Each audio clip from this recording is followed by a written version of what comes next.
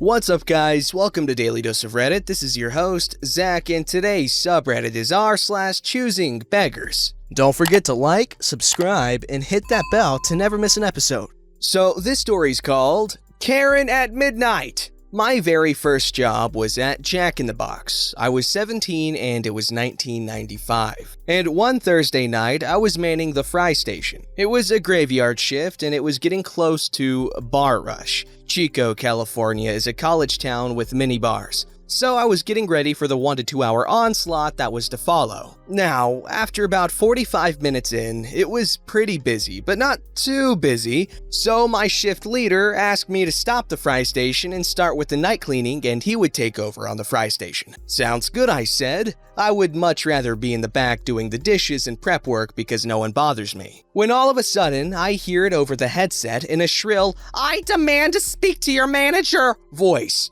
We all had one to hear orders from the drive-thru. "Yeah, I would like 200 tacos, please." They had, and still have, 2 regular tacos for 99 cents. I was freaked. I quickly poked my head out and asked, "Did I hear that right? 200 tacos?" The shift leader says, "Crap, get out here and help now." Now, we can only make up to 10 tacos at a time. Each batch takes a minute 30 in the fryer. So I'm thinking of ways to maybe jerry-rig some fry baskets so we can make more of them. We asked her to park, being it was going to take at least 25 minutes to make all of these. I hear her shouting in the drive-thru window, "No, I will not park. I want my tacos. I have a party to get to and I promised the food and I'm already running late." The drive-thru gal is pleading with her to park as every minute she stays there hurts our average time. The boss does not like it when the average is over 3 minutes 30 seconds.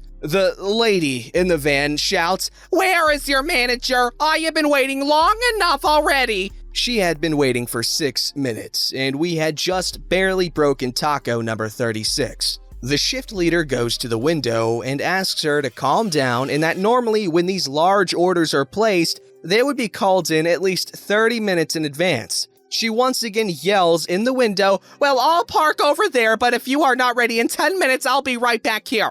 And I demand a cheesecake for my trouble." The shift leader hands her a slice of cheesecake from the little fridge down below. This satisfies her for the moment and she continues to the parking lot. I'm standing there freaking out. At the moment, I'm the only one making these tacos, and putting the toppings on them when they immediately come up from the fryer is quite painful. Hot grease. I have lost all track of time at this point. There's lettuce and taco sauce everywhere. A couple rogue tacos were on the floor. I'm pumping them out as fast as I can. By the time I'm done making 10 tacos, the next 10 are done with the fryer. I put them in bags, dump the tacos on the prep area, put another 10 in, and continue. I guess it has been 10 minutes because Karen is now in the lobby at the counter. "Where the frick are my tacos? I've been here forever. Where are my damn tacos?" The shift leader approaches the counter. "They are almost done. Please be a little more patient. We will bring them all out to you as soon as we can." Remember, they are handling other orders while I'm taking care of these damn tacos and the bar rush is in full swing. Karen shouts again. "Well, hurry the heck up! You all are useless. I swear to God I'm gonna be here first thing in the morning to tell the manager what awful service I am getting." She then leaves back to her car. I'm still pumping tacos out. I lost count a long time ago. I have no idea how many more of these I have to make. When the shift leader says to me, "Whoa, Eric, you can stop now. You've made 20 tacos over." He asked me to run them out to Karen in the parking lot, then take my 10-minute break to cool off. I head out with several bags and head to her van. She looks at me and yells, "It's about freaking time! I've been here over an hour!" It had been just under 30 minutes. She swipes the bags like 5 at a time. She pulls one of the tacos out to eat it. Before she takes a bite, she looks at it, then goes nuclear. "I freaking told you no cheese! I am lactose intolerant and I told the guests of my party that I would bring them a lactose-free meal. I want a refund and you will make all of these over again with no cheese." I quickly run back in. Did she really say she didn't want cheese on our tacos? The shift leader looks puzzled and asks the drive-thru girl. She says no. The receipt doesn't say anything about no cheese, nor does the order screen. I sure as hell didn't hear no cheese over the headset. The shift leader and I head back out to her. He says calmly, "You never said anything about not wanting cheese on those tacos. I'm sorry, but there's nothing we can do and you are not entitled to a refund." She then goes nuclear again. "I know what I goddamn said. I said no fudging cheese. Now make me new tacos with no cheese, get me a refund, and I'm keeping these others just for wasting my time." The shift leader says, "I'm sorry, but you really didn't say anything about not wanting cheese. Every employee in there never heard no cheese over their headset. I can't give you a refund on such a large order as we didn't do anything wrong. Now I must ask you to leave as we have other customers to serve." She yells again, "How dare you! Do you know who I am? I'll have your job for this!" She quickly starts her van, throws it in reverse, and peels backwards, crashing into a trash can and almost hitting the shift leader. He heads back in and I take my 10-minute break, sucking down 2 cigarettes back to back before heading back in. I know, I was 17 and smoking at the time. I smoked since I was 13, don't judge. We finish the bar rush with no other issues and finish the shift. I head home. At around 11 a.m., I get a call from the main manager asking me for my side of what happened last night. I guess Karen had called me and told her that she had called in an order for 200 tacos a good 45 minutes before showing up for them, asking for no cheese over the phone. We made her wait for almost 2 hours and gave her cold food, also saying that everyone was cussing her out and being very disrespectful. I told her exactly what happened, and my story lined up with the shift manager, the drive-thru gal, the grill guy, and the guy that was there just for truck delivery. Nothing more happened. Karen was banned from not only our location, but we called other fast food chains in town, including our competitors, explaining what had happened the night prior. I don't know if she was banned from the other places, but definitely wasn't coming back at Jack in the Box in our town. This was in 1995 though, who knows what now. Yo, I'm sorry, this isn't really relevant. However, the smoking in 1995 thing made me remember those old commercials back from when I was a little kid. I don't know if it was just a Texas thing, but there was this little commercial, this duck guy, and there would be kids and they're smoking or chewing tobacco or something, and he would tell them, "Tobacco is foul," after something wacky happened. I don't know, I always liked the commercials. Let me know if you guys know them. I'm not sure if it was just a Texas thing or not, but it's pretty neato. Anyways, the story. Not much to say here other than Karen was being ridiculous, but that's common knowledge here. 200 tacos, that's insane. Are Jack in the Box tacos even that good? I don't know if I could trust someone buying 100 tacos, without calling ahead at least. That's ridiculous and just inconsiderate, man. Alrighty, this titillating tale is called Choosing Beggar Demands I Pay for Her Shopping When She Didn't Bring Anything to Pay With. This happened just an hour ago, and I'm laughing at the insanity and absurdity of the situation. So, as everyone is painfully aware, there's a little situation going on in the world, and we're on lockdown with the exception of going out for essential shopping. So, some backstory. My nan and I are close. She's the 5th member of our family: mom, dad, me, my brother, and my nan. And she's elderly disabled and asthmatic, so she's high risk and vulnerable. Now, I'm also severely asthmatic, and I probably shouldn't be going out shopping, but for my nan, I'm willing to risk it. So I go out to do her shopping at Morrison's. She gives me her shopping list and I get what she needs / what's available. Side funny story. The toilet roll aisle was fully stocked and I was shocked. I don't get why people are so obsessed with toilet rolls,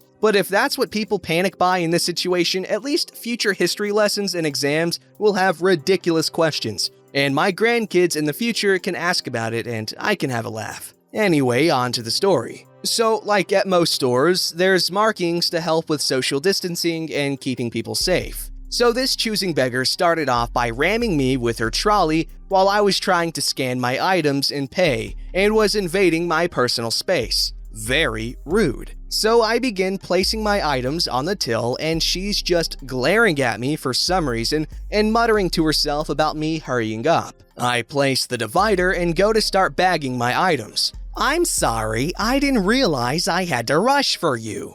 So as I'm bagging my items and about to pay, the cashier continues scanning strange items that I know I wasn't buying. I ask the cashier, "What's going on? Those aren't mine." And the cashier is confused, saying there's no divider. I look up and this choosing beggar has removed the divider and now her items were being scanned and added to my bill. I tell the cashier and she starts to remove the items and sort the mistake out. This is when the choosing beggar goes insane. "Excuse me, what are you doing?" I'm confused and tell her that her items were accidentally being scanned and thinking that the divider must have been buried in the shopping and didn't think it was a big deal as the cashier was apologetic and sorted it out. "You need to pay for my shopping." I'm just shocked and simply say, "What?" She glares at me. "My items were being scanned on your shopping, so you have to pay for them. And since you're paying for some now, you must buy my whole shopping."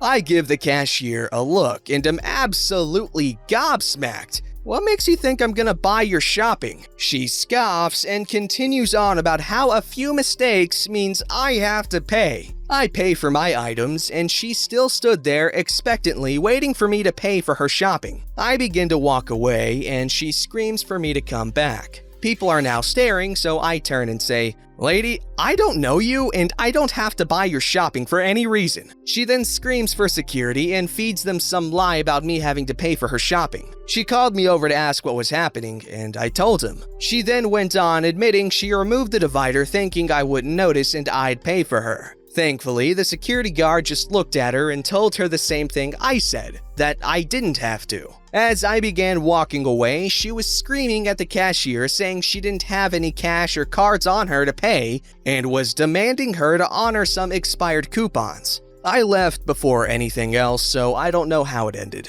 So this woman thought she was entitled to her shopping and I had to pay as she didn't have any way to pay for it. Honestly, how can you be so stupid to not bring a means of paying for shopping? I'm wondering if she tried it before and whether it worked on other people. I ain't buying someone else's shopping for no good reason. Thanks for reading and I hope you all have a wonderful day. Okay, honestly, what was she thinking? Because this obviously hasn't worked before. Because think about it, even if he didn't notice that he was paying for a bunch of other stuff that he didn't put up on there, how would she go about collecting the groceries that he paid for? Like, I don't understand how she thought this would work. Would she mug him in the parking lot or what? Because honestly, an annoying Karen screech is enough to hold me up. Like, I'd pay anything to shut one up. $5, $500, my car, a fart in the face, anything really.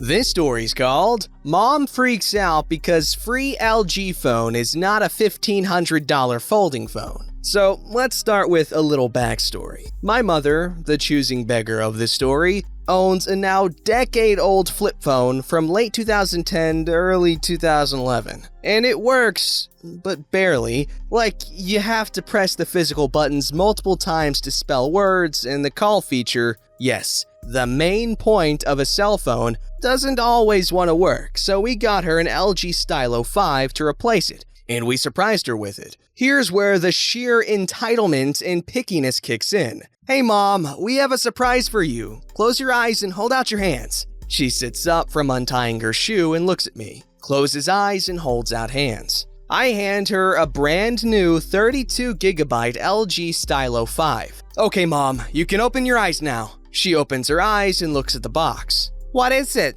"Father and I thought that we would get you a new LG Stylo 5. So we know if you're crashed in a ditch somewhere." She gives a confused look. "This isn't what I wanted." He walks away, rolling eyes and sighing. "Just try it." "Mom, we are not getting you a $1,500 flip phone. Not even we have phones that nice." "I wanted a Motorola Razr, not this free piece of garbage." "Mom, we don't even have phones that nice. What on earth makes you believe that Dad and I can afford a phone that expensive?" "But I don't want it. I want the Motorola Razr." At this point, I'm starting to wonder if I fell asleep with my head on my keyboard again, or if this woman really just turned down a free, perfectly good phone because it didn't have a $1,500 price tag and it didn't flip open and closed. So I just walk over and set the phone on this kitchen counter, and then I pop it out of the box, and this is what follows. See, Mom? It's not that bad. Put it back! Okay. She picks up the box lid and slams it onto the box. Do you really hate it that much? Yes, it's not the one I wanted, and you know that! Why should I be forced to use something I don't want when you guys have $1,000 phones? I have barely said a word to her since, and this occurred at like 3:20, and I am kinda embarrassed and disgraced by her. I don't even want to look in her general direction. I figured I would share this to Reddit while it was still fresh in my mind. It's amazing how entitled and picky someone can be. Now, I'm gonna go ahead and clarify a few things in case you are wondering. I own a black Pixel 3 XL with 128 gigabytes of storage, and my father owns a black Samsung Galaxy S8 Plus with an unknown amount of storage. What I find interesting is that she has no issue at all using my phone or my father's. But when we get her one for her to use, she doesn't even want to look at it. This lady wants a Samsung Galaxy Watch Active 2 for her birthday, which requires the Samsung wearable app to work. You can just imagine how that would be pretty impossible based on her current phone. Anyways, thanks for listening, Reddit. I needed a place to tell the story and a place to rant about people entitlement. That's not a bad hook. That's pretty good. Don't forget to like, subscribe, and hit that bell to never miss an episode.